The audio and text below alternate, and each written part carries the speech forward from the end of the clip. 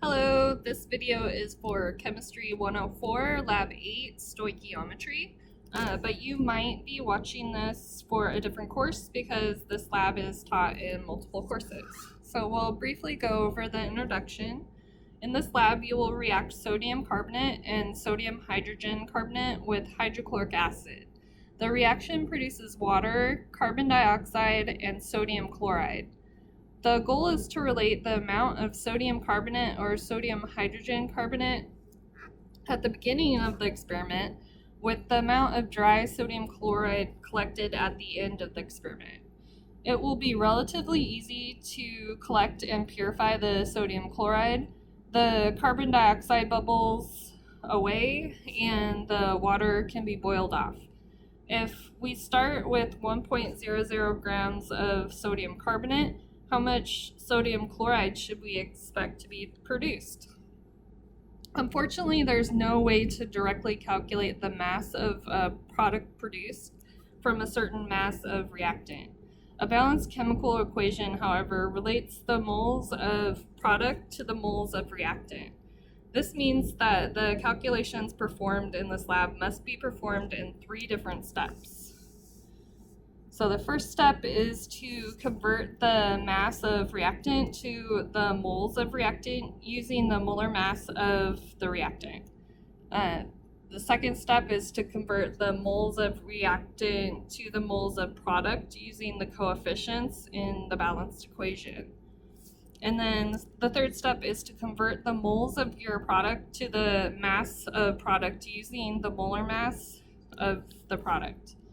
This calculation is most efficiently performed using a single line of dimensional analysis. An example of this calculation using a reaction other than the one you're performing in this lab is shown on the next page. So sample calculation 1.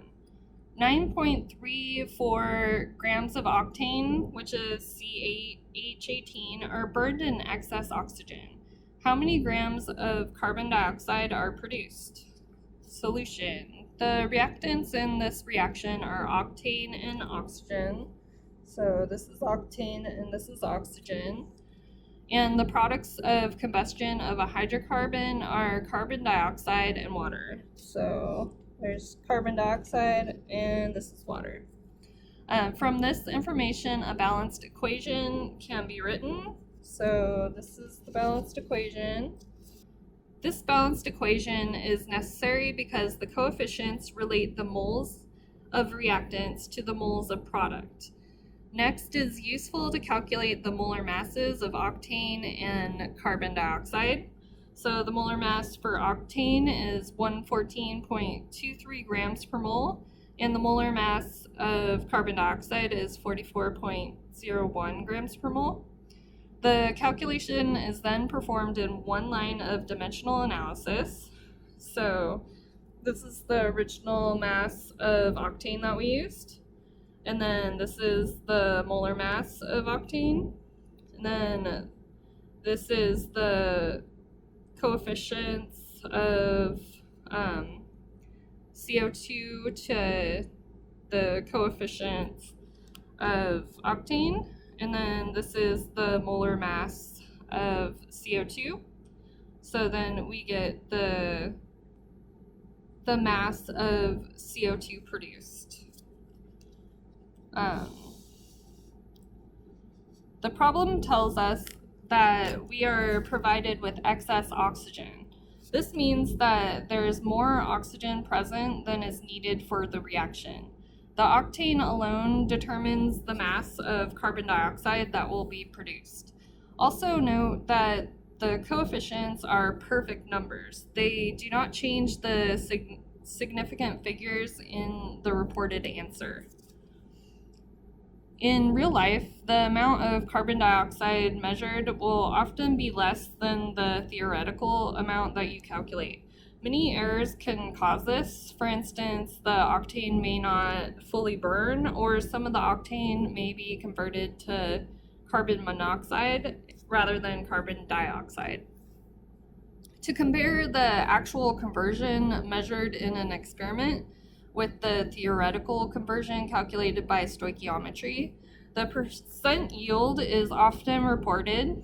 So the percent yield is defined as percent yield equals the actual mass divided by the ideal mass, then times 100%.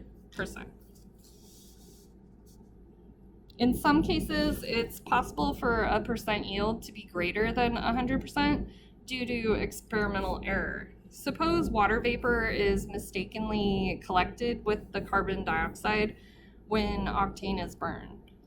In this case, the scientists would erroneously believe that the reaction produced extra carbon dioxide and the percent yield would be too large. And if you go further in chemistry, the percent yield is used quite often. So this is very useful information.